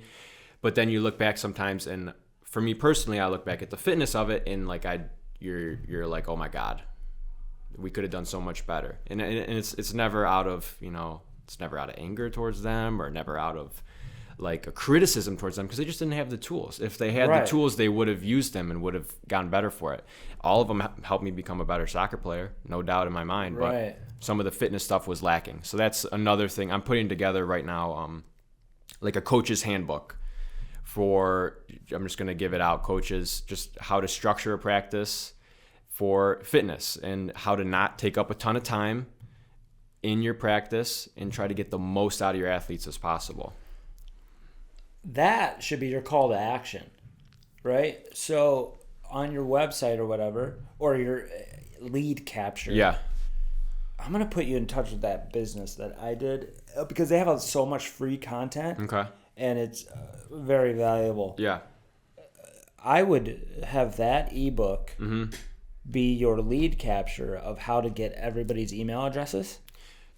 So they would give me the email address. I would send them the book, you're saying? Yep. Okay. And then you add that email to your email list, and then you grow your email list like that. Also, this is when trainers that want to do what I do ask for advice. They're like, oh, what would you do? This is what I would do. I would try to, and this is what I did do to start at PlayMaker Training. I would go and work camps, and instead of payment, if I financially back then, I think I did get paid because I needed it. But what I would do is also, you could pay me a little bit less if I get every email address from everybody that's at this camp. I did that at UB, at their camp, and then I did it at Lancaster. Interesting. And almost instantly, I had an email list of 500 plus just doing those two camps. So you took a little off the number, and then you got those emails. And that's, I mean, I'm sure Sportsplex has a gigantic email database. I think I get emails from Sportsplex. I would work in something like that, or something with the Stallions, or me. Like, I'm going to be sharing this entire episode with my entire email list, and I'm going to get all of your information. So I'll just put it in the show notes, and I'll link your website. Awesome. On the email, but just like, I don't know why I went on that tangent. Talking about lead capture though. It's what I would do is try to get into a club and say, I just want all of your contacts. Okay. Just so I could and I would really look into email marketing. Or not, it's not. I don't know why it's called like email newsletter. marketing. Just like a weekly newsletter. Yeah. And like, okay, this is what I see going on, because I would do it in camera form back in the day. But if you're a better writer than you are in front of a camera, just write it all out. Yeah. You know. Yeah. And I think the email list is valuable. All right, I'll look into that then. But then I would promote your ebook about taking advantage of every single minute and not wasting time. Yeah. Like, talk about wasting time. So I see coaches in here that we rent out to that they'll do like a 5-minute warm-up and they're like, okay, go get a drink. Yeah. It's like, they're not even like... They're not even huffing and puffing yet. They still have their hoodies on because they're cold. Yeah. And like, I have an unwritten rule during our training is that we do not get a drink until 30 minutes. And so we're working until 30 minutes, and then it's the first drink. Sometimes it's if it's in the summer, that it does not apply because it's so hot in here. But just like little things like that, I think that would be really valuable. Yeah. That book that you're making. Yeah. And I would have that right on the website and be like, give me your email and then I'll send it to you. Exactly. Yeah. Okay. And just because your email list is everything. Because let's say I wanted to close down PlayMaker and just have the podcast. Right. I still have that email list goes with me. Okay. You know what I mean? Yeah. Or if you got fired, or you moved to whatever, you moved to a warmer climate. You still got that email list, and and if you're still like making that valuable newsletter, then you'll have fans. Yeah, right. Right? Yeah. And you already have loyal families, right? It's like, those are your fans. Like, right. And all you need is like 100 super fans. Yeah. And if you could build 100 super fans, your business is gonna be golden. Yeah. And, and that's what I tell any personal soccer trainer, and that's what I would tell any business owner. It's just because, I mean, I've been running my own thing for 10 years now. Yeah. But so a small loyal base of that helps. And then it'll always grow because those people, hopefully, you're in a position where they don't try to hide you. Yeah. Oh, you're a diamond in the rough, yeah. but you know what? I'm not going to tell anybody about you because I just want you to focus on me. Yeah. That's why I stayed in Buffalo versus going back to Michigan after I was done with the Flash. So in Michigan, it's way more cutthroat, and it's especially on the girls' side, it's more of a national hotbed. There's 4 now. There's 4 ECNL clubs within a 35-mile radius. Yeah. Versus here, it's only Flash in a 3-hour radius. So when I started PlayMaker, I would get Michigan Hawks and Vardar girls, but nobody would. They wouldn't. The word of mouth was terrible because they were like, "We're gonna hide you." Yeah. And because I don't want to have to be on a waiting list forever with the other big guy that was doing it at the time. Versus here, word of mouth was crazy. Yeah. I had so many loyal at the beginning in 2015. Just spread word. That said, hey, you need to go train with this guy. He puts on the best one-on-one session, blah, blah, blah, blah, blah. And then it just and then it was wildfire. And that's what you got to just make sure is like, hey, spread the word. Yeah. If you like what we're doing or if you like what the results have been, hey, share the word. Yeah. And do little things like that. Or bring a friend day or whatever. There's so many things that you can do. Yeah. Totally. We're right at 2 hours. Is this your longest one? No. Lou Potter. What was your longest one? Lou Potter. That was the Eagles Chiefs one? No, that was Matt Waddington. Oh, okay. This Lou Potter, that was a couple years ago. It was like 2 years ago. He was wearing like a Lions jersey because he's a Lions fan. And I think that one went like 3 hours. Oh. This is the longest one recently, I think. Who else went 2 hours? Johan. Yeah. Johan, who also trains out of here. Yeah. He his was 2 hours too. But I love doing this. I mean, this is awesome. This is my 10th year And again, I like the conversation. Yeah. Because do you only put it on YouTube? Right now, yes. Yeah. My plan is only putting it on YouTube until I get monetized on YouTube. Yeah, okay. That's my goal. Uh-huh. I want to get monetized sometime this year. Then I'm going to put it back. I'll put it on Spotify and Apple. Where do you listen to your podcast? I listen to Apple. Apple? Yeah. Got it. That's something I want to start gauging interest by, because I love the video aspect. Yeah, it's great. Yeah, I listen to all my podcasts just on the go. Yeah. So that's why I don't watch the video on any podcast. That's the problem with only doing it on YouTube. Yeah. So, but I'm trying not to split your attention. Attention right sure. now. Yeah. Sure, that makes sense. Yep. So, all right, man. Awesome. Thanks for coming out. Yeah. Here. And then we'll. Thank you. This was great. Yeah, we'll work from here on out. Cool. Love it, brother. Thank you for coming. Yeah. I hate soccer.